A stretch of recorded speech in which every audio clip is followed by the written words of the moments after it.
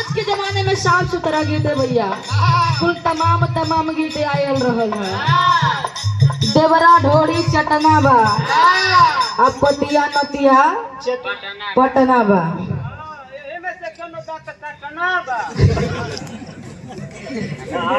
और गीत आय रहा कि हमारे ढोरी में चाय यदि पियब राजा 100 साल जियब, हमारा ढोरी में दूध रोटी खोइब राजा जन्नत में जइब। जब इहे कह के जन्नत में जाए के रही तो सब के हुए जे जगते में एक हाली चल जाए।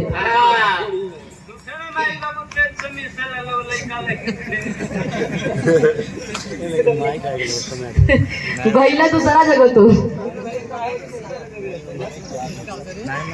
और लेकिन ये गीत एकदम साफ सुथरा बा।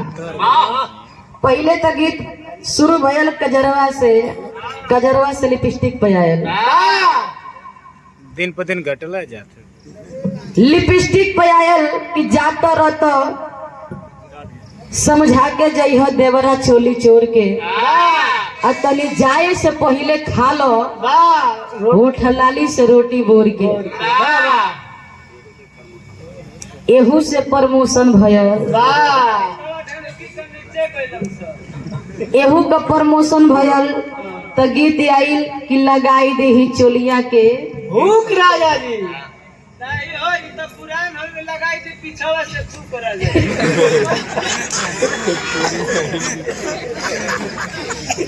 बड़ा अनुभव भैया, ओहू से फिर प्रमोशन भयल।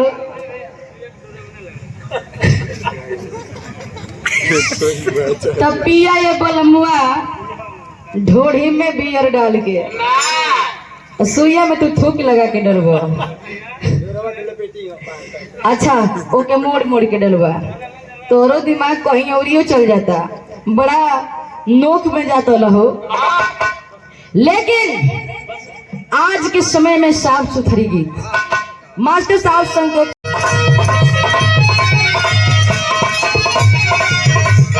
उहे गीत बिया कोनो देहाती मेहरारू के देहाती मरद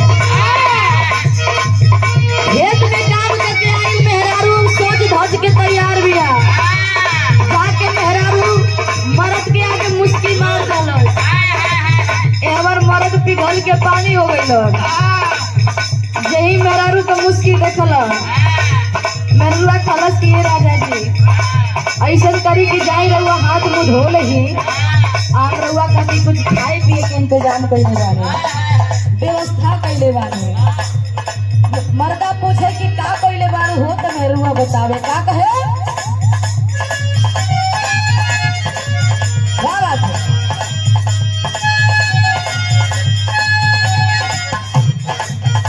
अरे आइए बोलो तनी कोई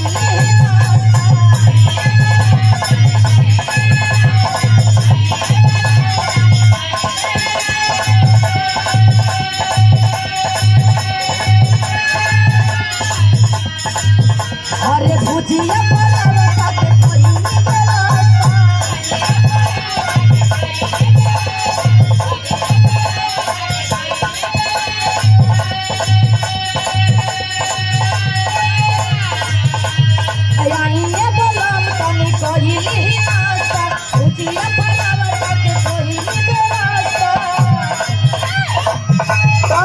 कहे कि लाली लिपस्टिक लगा के बड़ा सोचा भगल वालू तैयार लगता रे। आ देखो दादी दरिया का बखान करे मर्दा कैसे बड़ी सुघर लागे तोहर लुकिया धरी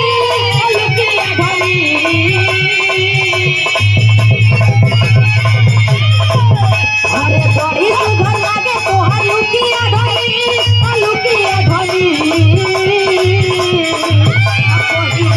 जब मारे लुकिया धरी बढ़िया लुकिया धरी।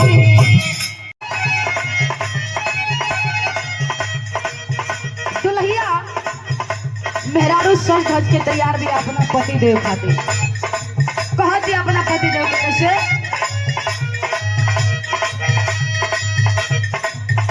हेलो हेलो इधर देखा करिए, ध्यान किधर है आपका? हीरोइन तो इधर है, देखा करिए, नहीं तो हम चले जाएंगे।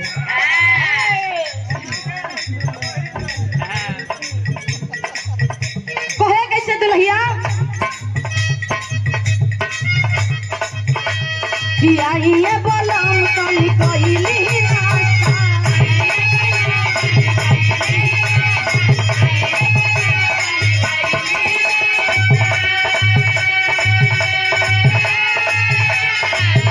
अरे भुजिया परावठा के कोइली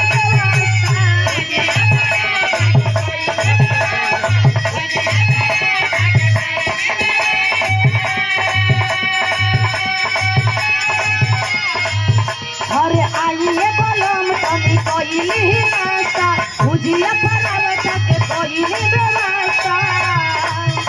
सब कहे दुल्हवा ए हमी बड़ी सुघर लागे तोहर लुकिया धनी लुकिया धनी।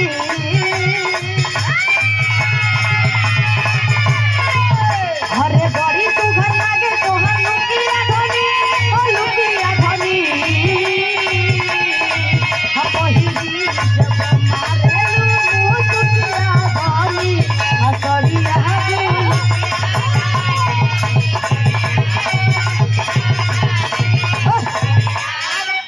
ढेर ना देखावल जाला मन। बहुत बहुत प्रणाम, साथ सबके प्रणाम बा, आशीर्वाद के प्रतीक्षा बा। कहता दुलावा के हमार करेजा हमार शादी तुमसे भले हो गइल बा, लेकिन तू बुझालू ना कि तू सयान हो। कहता कैसे दुलावा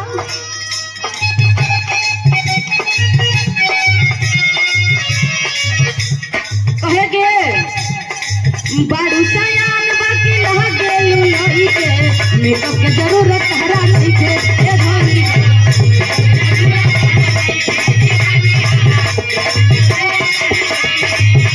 कब कहे मरुए कि बोला कहा पिया राजा दूध की माता ले आई कुछ मीठा खिलाई कुछ खाता।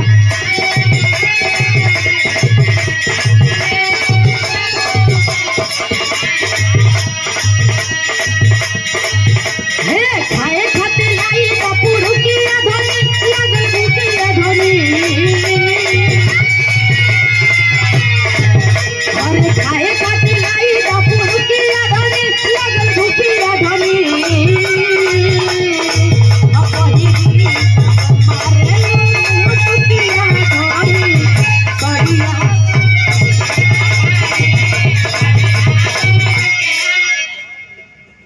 पतिदेव से करवावतिया पतिदेव कहलन के हमार रानी देखा आज हमार सुहाग रात बा, आ कम से कम आज के रतिया तो हमार बर्बाद मत कर।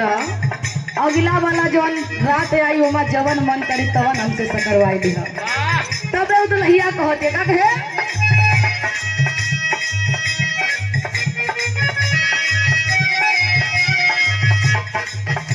कि भले शादी के लैला टच नहीं करे दे।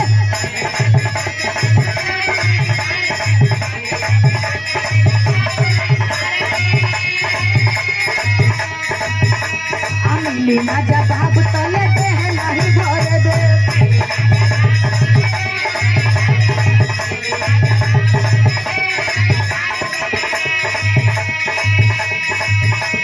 भले शादी के लैला टच नहीं करे दे मिली ना जवाब तले दे नहीं भरे दे। अरे चेतना दिन ले चलईबा ई वारंटी लिख के दा। दुल्हिया कहते है राजा जी जवन हम कहतानी उ करो का कहे। अरे कतना दिन ले चलईबा ई वारंटी लिख के दा। कमर गए जिना ही करबो ई गारंटी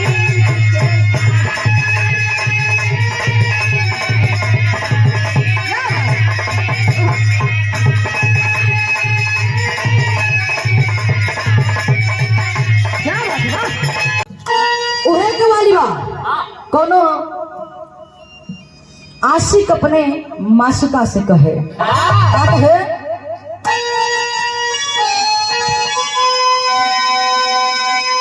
हर परवाने जल रहे,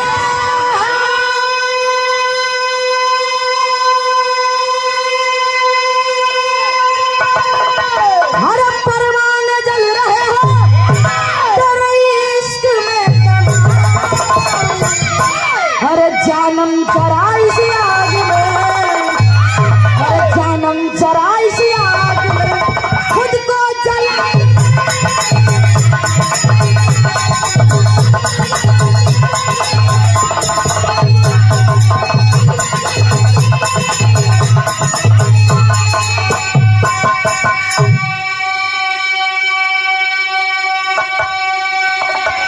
लेकिन बिरहा में बड़ा सुंदर भाव लिखलन कवि जी। कहना अब कैसे?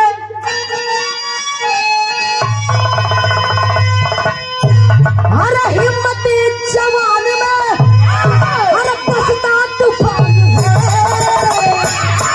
अरे उठती अगर वो मंग तो, अरे उठती अगर वो मंग तो करता है।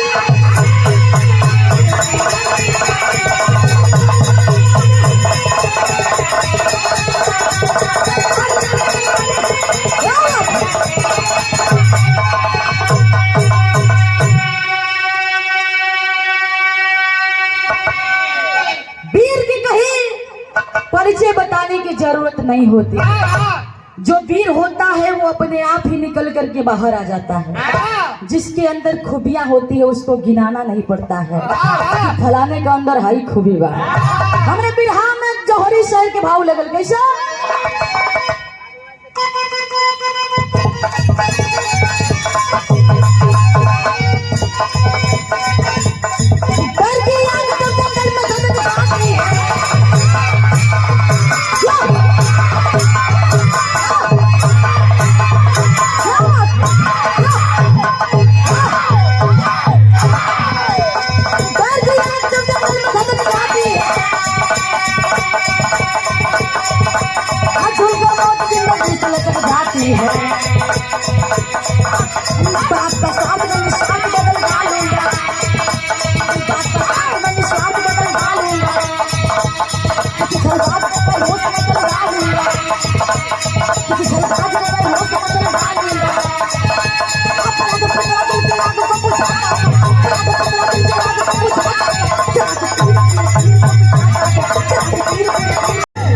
स्वर्गीय रामदेव गुरु जी गीत के गौलन कैसे गौलन?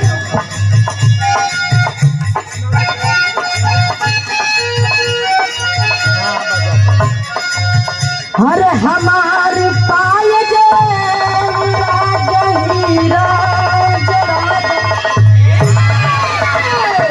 हर झुलनी पौड़नी, हर झुलनी पौड़नी हर जहाजिया उड़ा दो। हमार पाय जेब राजा हीरा जड़ा दो।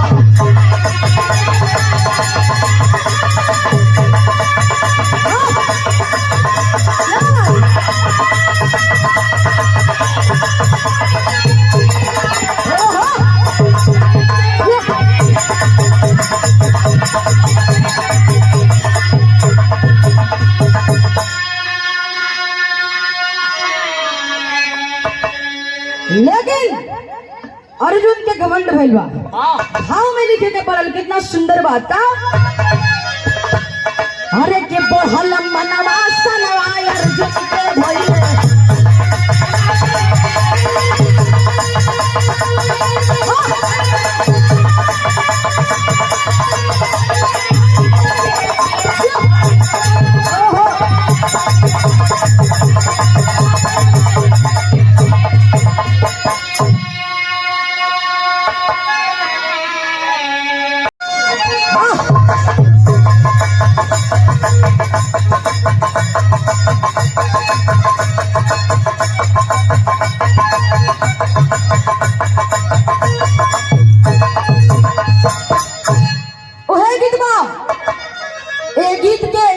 माई बहन लोग शादी विवाह में बड़ा सुंदर से गावे, बड़ा प्यार से गावे नहीं।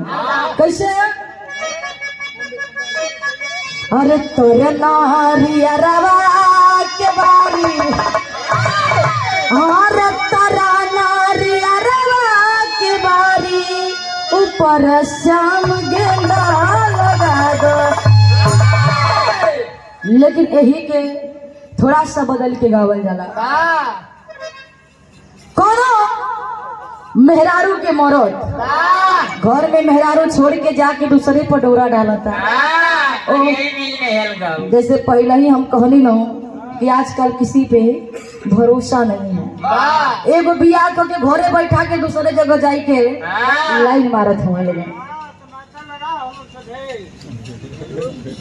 एकरा मतलब तोहरों में हुआ है बा। अबे आजो हम सुनली है, सुनिल भैया गाड़ी में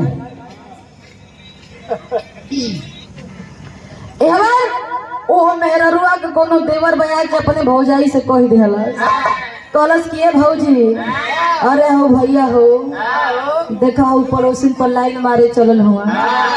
तो मेहररुआ जब मर्दा आवत घरे तो मेहररुआ समझावत न बिया, ठेठे भाषा में समझावे। कैसे?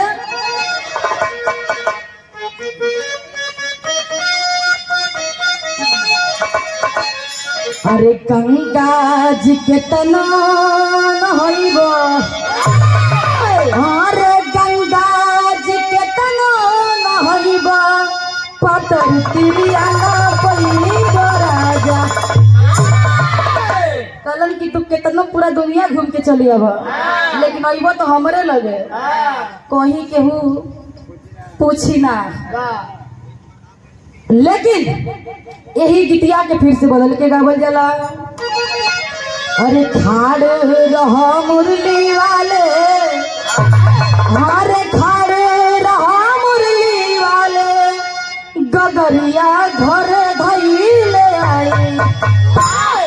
लेकिन हे गीतिया के बलिया की रुआबा क्षेत्र में गावल जाला, बड़ा सुंदर से गावल जाला।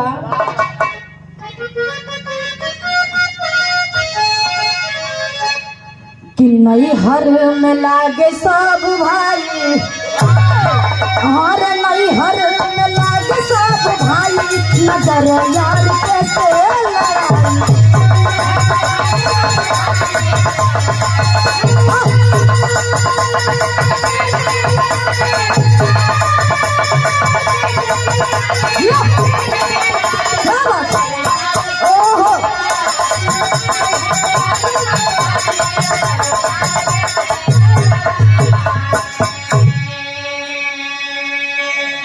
लेकिन अर्जुन जी समझावत हुआ, अर्जुन जी के समझावत हुआ भगवान श्री कृष्ण जी का समझावत हुआ।